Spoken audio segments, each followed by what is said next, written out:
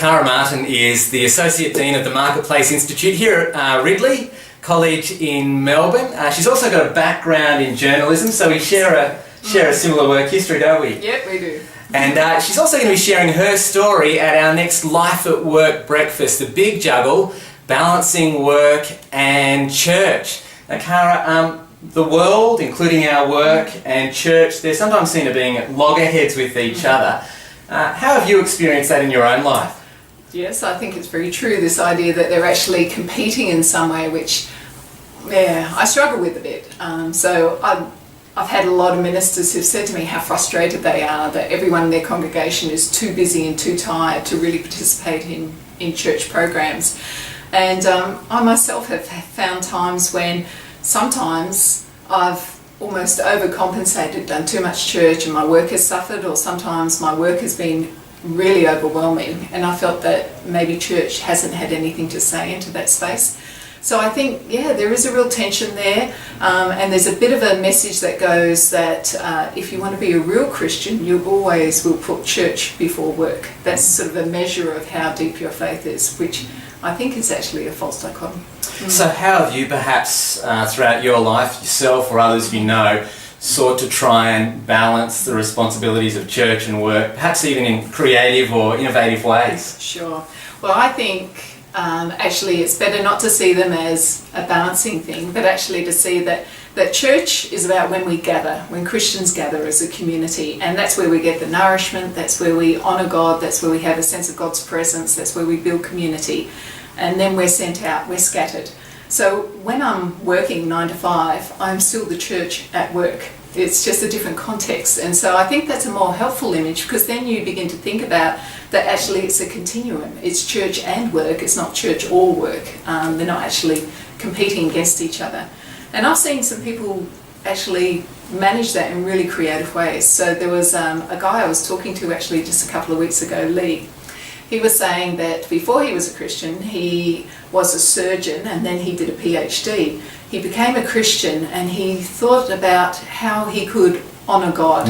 And he was thinking that he could be a surgeon, he could be an academic, but he was worried that those things were so obsessive sort of careers. He was worried that in his new little faith that it might get sort of crushed.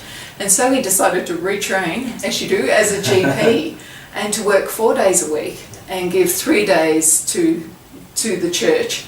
But he also sees his work as a GP, he says it's just wonderful how he sees that God's gift to him of healing is able to be expressed as a GP. So that's the way he managed to balance it, some important decisions he made.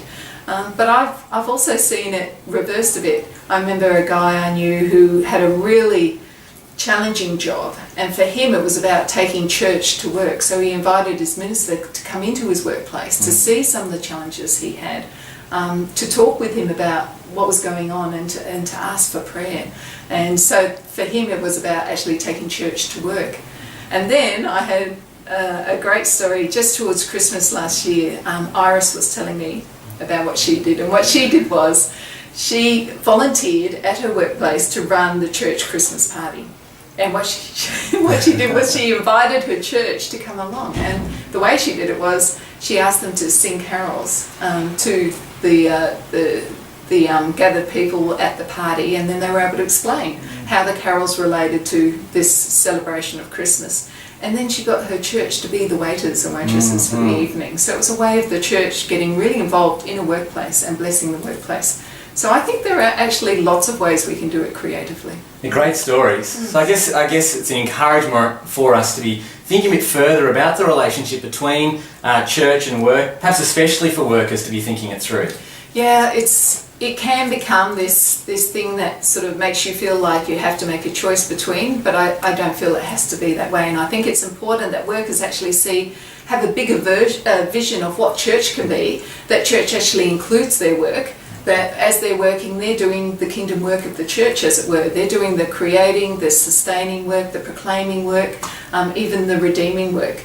And I think also that church needs a bigger vision of what the workplace can be. That the workplace is this wonderful mission field, this wonderful opportunity that's just waiting for the church to seize the opportunity to actually be prophetic into that space, to actually talk about what truth is, to actually care for people who are really struggling in those places, and also to have the ministry of presence sometimes, as simple as that.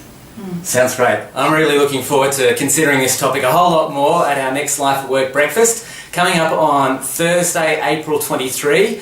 You can get more details, or you can register online at our website, lifeatwork.org.au/events. And we're really looking forward to having you there, Cara, as we think about the big juggle, balancing work and church. See you then. See you.